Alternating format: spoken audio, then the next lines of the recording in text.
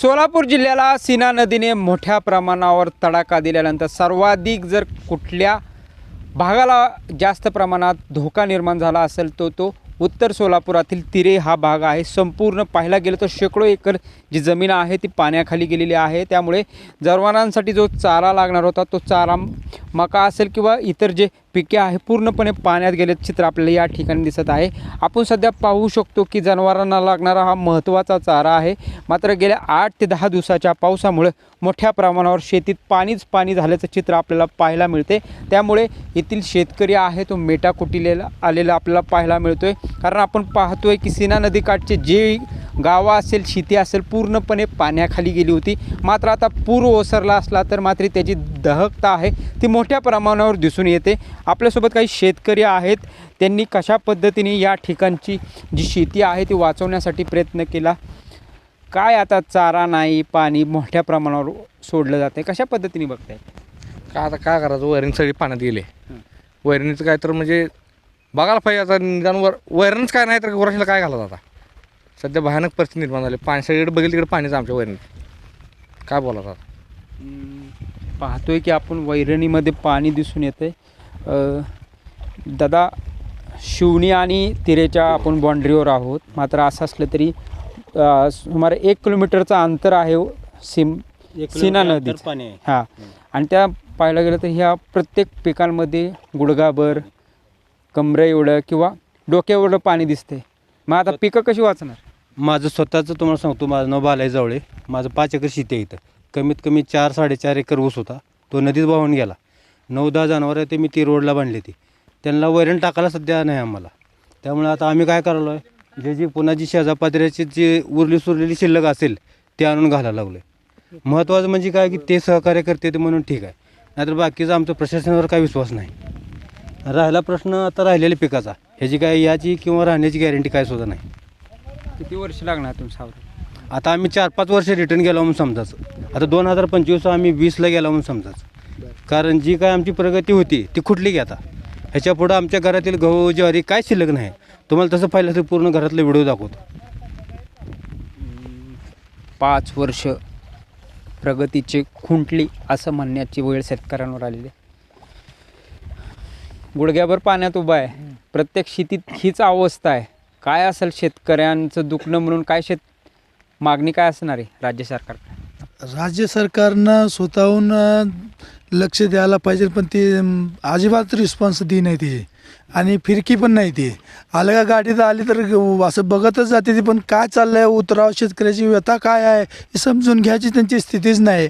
आलं का गाडीतच जाते ती लगेच निघून जाते ती, पण इथं परिस्थिती काय आहे, काय कमी आहे काय नाही। आता माझ्या पुढल्या बाजूला एक वस्ती आहे, त्याचे पूर्ण ज्वारी गहू सगळं ह्याच्यात पाण्यात गेलेलं आहे। वाल ती दुसऱ्याच्या वस्तीवर राहिली ती, तिथून बी स्थलांतर व्हायची पाळी आली, पण इकडं कोण बघायलाच लक्ष नाही। कारण ह्याच्यामुळं असा पाऊस 56च्या अगोदर बी कधीच पूर्वी झालेला होता म्हणते तू म्हातारी लोक, एवढा पाऊस कधीच झाला नव्हता। त्यामुळं एवढं इथं पण पाणी येईल असं कुणालाच शक्य नव्हतं की ह्याच्यापेक्षा जास्त झालं। त्यामुळे सगळ्यांचं नुकसान झालं, आणि सगळ्यात महत्त्वाचं जनावरांचं जर अशी परिस्थिती झाली की त्यांना टाकायला बी काय नाही, आणि ज्याच्याकडे आहे ती द्यायला लागलीत लोक एकमेकाला सहकार्य करायला लागले ती।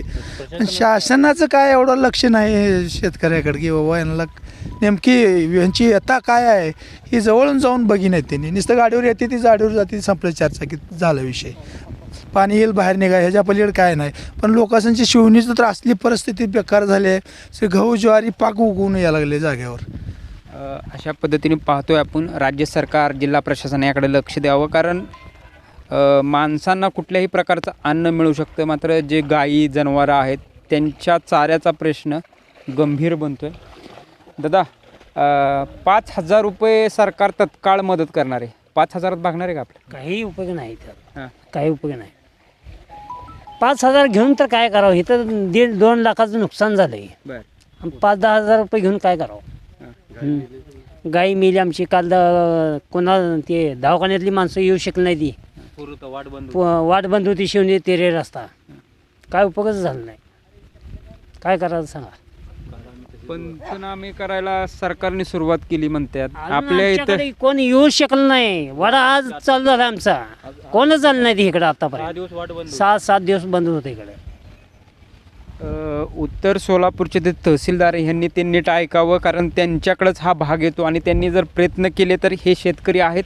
थोडेफार प्रमाणात दिवाळी येते, दिवाळी काय वाटतं दिवाळीला आता या पुराणात? दिवाळीला काय करावं आता? दिवाळी येऊन आता नुकसान एवढं झालं, दिवाळीच काय करावं आता? एवढं नुकसान पूरग्रस्त, कोण शासन लक्ष देत नाही इकडे, काय नाही, कोणाचं लक्ष नाही. येते जाते नुसतंच वरणच बघून जाते. दिवस वाढ बंद होती. हे जे आमच्या मित्राची गाय 1 लाख रुपयाची गाय होती. नाही आता ते गायांचा विषय निघलाय म्हणून सांगतो. उत्तर सोलापूरमधले अशा अनेक जी जनावरं आहेत ती पुराच्या पाण्यात वाहून गेली, ते काढता आली नाहीत. माणसांना वाचवलं प्रशासनाने, कुठं ठेवून हे ते होडीने काढलं ह्याच्यात, मग ती जनावरं वाचवता आली नाहीत, मग ती वाहून गेली. आता ते कुठे मिळतील ते मिळतील. मात्र एक शेतकऱ्यांचं मोठं त्यात ही आहे की बाबा आता ज्यांना जिओचं टॅगिंग आहे त्यांचं नुकसान भरपाई मिळेल, आणि जीव जनावरांची नोंद नाही कुठं, ते किती आहेत लहान त्यांचं मसरं त्यांची नोंद नाही, त्यांचं कसं? लय अवघड आहे यांचं, कसं भरून निघायचं हे मुश्किल आहे. सरकारनं लक्ष द्यावं लागतं ह्याच्याकडं, ही आमची एवढी विनंती आहे. दादा, सरकार तुम्हाला तुमचे जनावरं जर वाहून गेली आणि त्याची किंमत पाहायला गेलं तर आज 90,000 लाखापर्यंत 1.5 लाखापर्यंत जी चांगली म्हैस असेल ही असेल 30,000 रुपये देते. तुम्हाला सांगतो, आता माझ्या गुराला टॅग आहे काय, तर काही तर शेतकऱ्यांच्या गुरासांना टॅग नाही, म्हणजे त्याला थोडक्यात आधार कार्ड म्हणू आपण. मग ते आधार कार्ड असेल तर सरकार म्हणणार, सरकार तुमची गाय मेली असली तर पुरावा देणार तुम्हाला पुरावा मागणार. पुरावा काय द्यायचा आता वाहून गेलेलं जनावरच? पुरावा काय द्यायचा? समजा पुरावा मागितला तर ज्याच्या गुराला टॅगच नव्हता आणि ती गुरं वाहून गेली, ती फक्त शेतकरी तोंडावर म्हणू शकतो की माझी गाय वाहून गेली आहे. पुरावा मागितल्यावर सरकार काय द्यायचा? कारण सरकारी डॉक्टर होते आमच्या गावातली, त्यांना येऊ शकत नाही, ती 7 दिवस वाढ बंद होती पूर्ण. राहिला प्रश्न किमतीचा, की तुटपुंजी म्हणजे मदत देऊन काय फायदा नाही. कमीत कमी 50% एका शेतकऱ्याला मदत दिली तर बी एका गायची म्हणतोय मी, तरी सुखी समाधानाचं यावर्षी दिवाळी तेवढी चांगली होईल नाही तर काय खरं नाही. हे शेतकऱ्यांचं दुखणं आहे, कारण आपण पाहू शकतोय शेती गेली, शेतीसकट माती गेली, मातीसकट संसार उघड्यावर पडला. मात्र अजूनही मायबाप शेतकऱ्यांच्याकडं बघण्यासाठी जिल्हा प्रशासन, तालुका प्रशासन किंवा स्थळावर जे काम करतात ग्रामसेवक, ते पण अजून पोचल्याचं दिसून येत नाही. त्यामुळे हे विदारक चित्र आहे, कारण शेतकरी हा जगाचा पोशिंदा म्हणून आपण ओळखलो, त्याला शेती म्हणून बघतो, राबतो, कष्ट करतो. मात्र गेल्या 8 दिवसापासूनच्या पावसामुळं शेतीची ही विदारक चित्र आमच्या माध्यमातून आम्ही सरकार दरबारी पोहोचवण्याचा प्रयत्न करतो. मात्र ह्यात आता उत्तर सोलापूरचे जे तहसीलदार आहेत ह्यांनी या शेतकऱ्यांकडे तरी बघावं आणि लवकरात त्यांची काही यंत्रणा असेल ती या ठिकाणी पोहोचावी आणि दिवाळी तरी त्यांची गोड व्हावी अशीच अपेक्षा त्यांनी व्यक्त केलेली आहे. प्रीतम पंडित, न्यूज 18 लोकमत, तिरे, सोलापूर.